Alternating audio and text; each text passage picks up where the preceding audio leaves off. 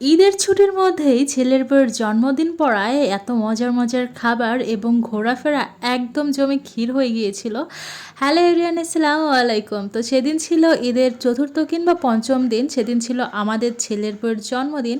তাই সেদিন রাত 12টার দিকেই তাকে না জানিয়ে হঠাৎ করে সারপ্রাইজ অ্যারেঞ্জমেন্ট করে আমাদের ছেলে, মানে আমার ভাইস্তা আর কি। বয়সে আমার থেকে বড় হলেও ভাইস্তাই নাকি সে আমার হয়। যাই হোক, তো তারপরে তো কেক অ্যারেঞ্জ করা হয়েছে, বউকে নিয়ে আসা হয়েছে এখানে। সকল দেবর এবং ননদদের নিয়ে বউ কেক কাটলো, মানে তারা স্বামী স্ত্রী কেক কাটলো আর কি। তারপরের দিন বিকেলবেলা আমরা রেডি হয়ে গিয়েছিলাম মেট্রো দিয়ে দিয়াবাড়ি ঘুরতে যাব। তো সে তো বিশাল লাইন ছিল, এবং দেখেন মেট্রোর ভেতরের অবস্থা, মানে বসার একটু স্পেস ছিল না। মানে আমি ভেবেছিলাম হয়তো ঈদের পরে পরে একদম মেট্রো খালি থাকবে, একদম বাহিরের দেশের মতো, বাট ওইখানে দাঁড়াতেও কষ্ট হচ্ছিল।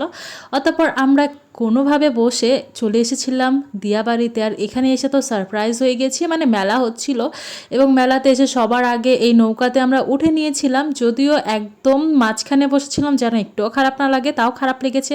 এরপরে আমরা এই বরফের গোল্লা খেতে চলে এসেছিলাম। যদিও এটা মানুষ কেন খায় আই হ্যাভ নো আইডিয়া, আমার কাছে তো মোটেও ভালো লাগে না। আপনাদের কার কার কাছে এটা ভালো লাগে অবশ্যই কমেন্ট করে জানিয়ে যাবেন। তো এরপরে চলে এসেছিল ফুলওয়ালা।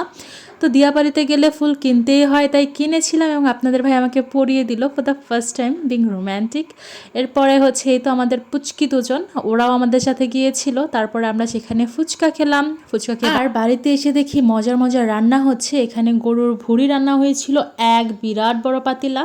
আর এদিকে হচ্ছে আমাকে বললো ফুড কাস্টার্ড বানিয়ে নিতে, মানে কাস্টার্ডের জন্য যেই মিশ্রণটা সেটা আপু দুপুরেই রেডি করে রেখেছিল। আমাকে জাস্ট বললো তুমি ফ্রুটস কেটে সেটা হচ্ছে মিক্স করে নাও। আর এদিকে আমি ফ্রুটস কাটতে বসে গিয়েছি। আসলে সবাই যখন একসাথে হই, মানে অনেকে, তখন কিন্তু কাজ করতেও মজা লাগে, কারণ মিলেমিশে করা যায় এবং খুবই গসিপ করা যায়, খুব একটা বোরিং ফিল হয় না, এবং খুবই লাইট এবং ভালো লাগে। যেমন এই যে আমি ফ্রুটস কাটছিলাম এবং টেবিলে ভরা অনেকেই ছিল, সবার সাথে গল্প করছিলাম, করতে করতে না এতগুলো ফ্রুটস আমি কেটেও ফেলেছি কয়েক মিনিটেই। মানে মনে হয়নি যে এতগুলো মানে ফ্রুটস কাটতেছি বা এত সময় যাচ্ছে। যাই হোক, এরপরে আমি ফ্রুটসগুলোকে কাস্টার্ডে মিক্স করে নিলাম, মিক্স করে সেটাকে পরে আমি আরেকটা বলে ট্রান্সফার করেছি, করে তারপরে সেটাকে কিন্তু আমি ফ্রিজে রেখে দিয়েছিলাম ঠান্ডা হওয়ার জন্য। আর এই ফুড কাস্টার্ডটাও কিন্তু বৌমার জন্মদিন উপলক্ষেই করা ছিল, মানে স্পেশালি ওর জন্যই করা ছিল, আর ওরও সিলে আমরা সবাই খেয়ে নিয়েছিলাম। আর এই বলে রেখেই সেটাকে আমরা পরে ফ্রিজে রেখে দিয়েছি। আর জন্মদিন উপলক্ষে না সবাই মিলে একসাথে হতে পারলে এই ছোটোখাটো অল্প অল্প খাবার খেলেও খুব বেশি মজা লাগে। যদিও সেদিন অনেক আইটেমস ছিল, যেমন এই যে খিচুড়ি ছিল, খিচুড়ির সাথে কিন্তু আরও অনেক ধরনের ভর্তা করা হয়েছিল।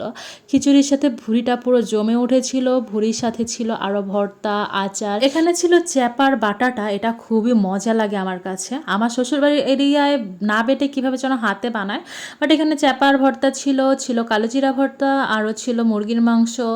আর তারপরে এই তো খাওয়া দাওয়া শেষে লাস্টে আমরা সবাই কাস্টার্ড এনজয় করলাম ঠান্ডা ঠান্ডা। আশা করি আপনাদের ব্লগটা ভালো লেগেছে। আজকে এই পর্যন্ত, আল্লাহ হাফেজ।